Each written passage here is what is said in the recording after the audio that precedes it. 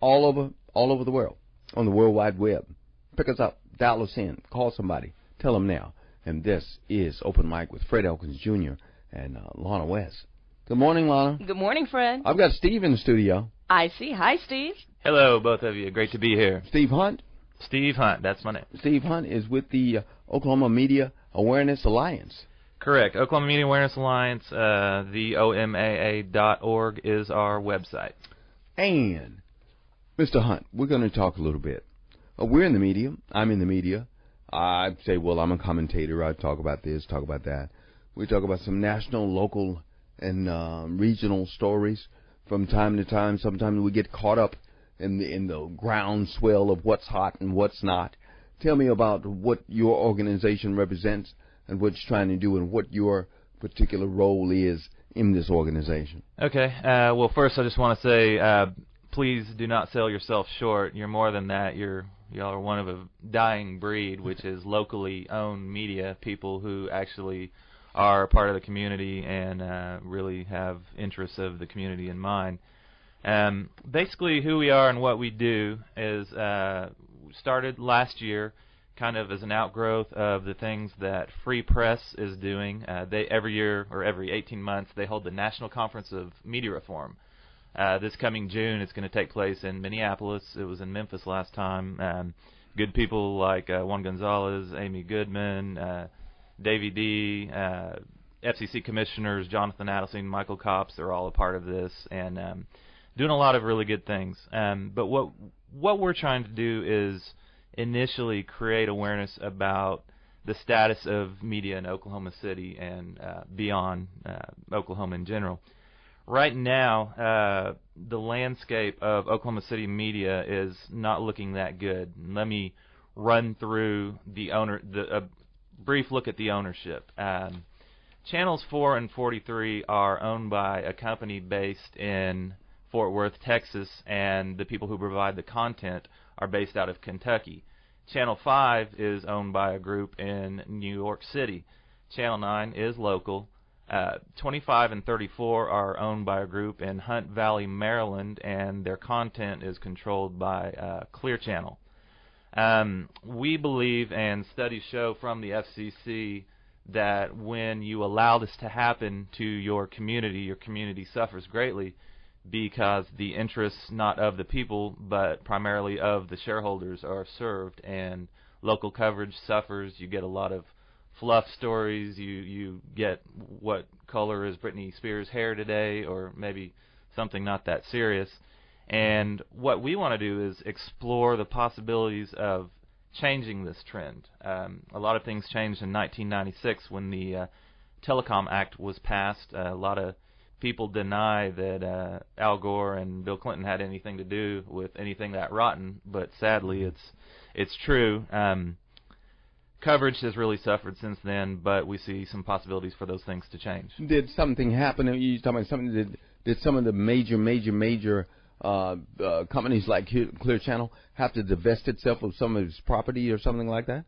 In 1996, they owned approximately 20 stations, and now they own about 1,500. And Clear Channel owns a number of stations here in the city as well as Citadel. And, you know, whenever you mention this to average person on the street or above average person on the street, they look at you and they normally will say, oh, big business is just so bad, isn't it, blah, blah, blah. And they'll give you looks like, oh, you're a communist or whatever. And not much respect is given. Well, y'all were talking about the issue of the basketball team. Yes, and David Stern being Big in City town. Now or something like that. Big League, City. Yeah, I City, like right. to call it Big League conformity. They think that we're going to stand out and be different by being like everyone else. That's something that I don't really agree with. Basically, the most recent thing we did was we brought a author by the name of David K. Johnson to town. David K. Johnson is a Pulitzer Prize winner, New York Times author, and he spoke on his book Free Lunch, which essentially chronicles the past several years of corporate welfare and things like that. And it kind of tied into the issue of what was going on here. Well, when all of this was going on, I made a big mistake, and I didn't listen to myself in trying to get the word out about what our opinions and what our views were on the matters of, is this good for Oklahoma City, or is it something that's going to benefit wealthy people and interests outside of the city?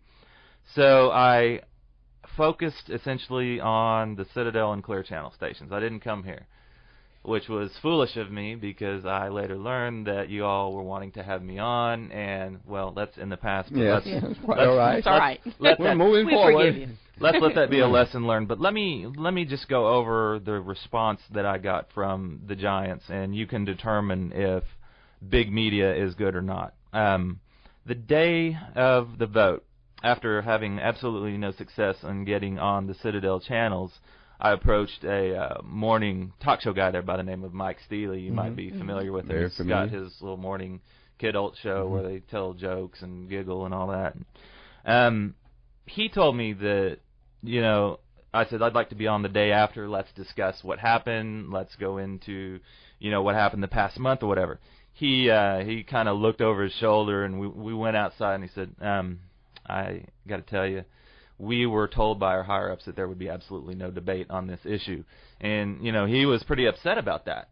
But he said, I support this thing, but you know what? Debate makes for good radio. It's what people like to hear. They like to hear issues. They like to hear controversial things like facts. The fact that not one reputable economist came out to support this thing outside of a essentially third-rate assistant economics professor at UCO said a lot, but these issues were not discussed at all. The other giant in town, Clear Channel, a fellow by the name of Mark Shannon, I was on Seattle radio. I had some success getting on Seattle radio. You can probably imagine why, because I was talking about the fact that this vote might not be a good thing, so they were happy to have me. 3 weeks before the vote, I mentioned that the Chamber of Commerce was going to press charges on the state for 1804, the pretty radical anti-illegal immigration thing. And a lot of people were wondering what's going on with Mick Cornett teaming up with the Chamber. If you recall his congressional run, that was the one thing that he was really talking about. We need to build a wall, we need to throw them out. Well, Mark Shannon, I know, has the same sources I do, and I know that he was very angry about this. He did not say a word about it until the day after the vote, and what he said was, I would not have supported this if I had known this. He knew it, but he was so afraid to speak his views that, Clear Channel and Citadel are going to be jockeying for the broadcast rights to the games. They're forbidden from saying anything. And so, you're saying, Steve, that we were cajoled, people really didn't get the opportunity to hear both sides of what it was going to mean if we did vote, because we did actually get out and vote for this, to extend this sales tax, actually. And to try to convince a pro team to come to town. Right. What would be wrong? You're saying that big media influenced us in ways that we didn't know about? Most definitely. I got the numbers on the advertising money that was spent and where that money came from, and it's rather alarming. Channel 9 received $99,000 in ads from the Big League City campaign. Big League City campaign is not some grassroots organization like you would believe. It is the Chamber of Commerce. Chamber of Commerce, right. If you dialed any of the numbers on their website, it would go directly to the Chamber of Commerce. Well, there is one big problem with that, and the problem that I see is that the Chamber received $4.5 million from taxpayers as a result of the hotel tax. So essentially, when they spend $99,000 at Channel 9, $77,000 at Channel 5, $67,000 at Channel 4, that's money that comes from the taxpayers, and the taxpayers, in a sense, are paying for the right to be told what to like. All the while, our group and some of the people working with us, namely Wanda Jo Stapleton, were pleading with the mayor to have a debate. It even came to the point to where we approached Channel 9, and this is just basic strategy that we had. We said, tell you what, we're going to give you exclusive rights to the debate. And we did that because they are the one locally owned television station, wanted to give them the rights. So Channel 9 Griffin did what they could. Yeah, Griffin did what they could.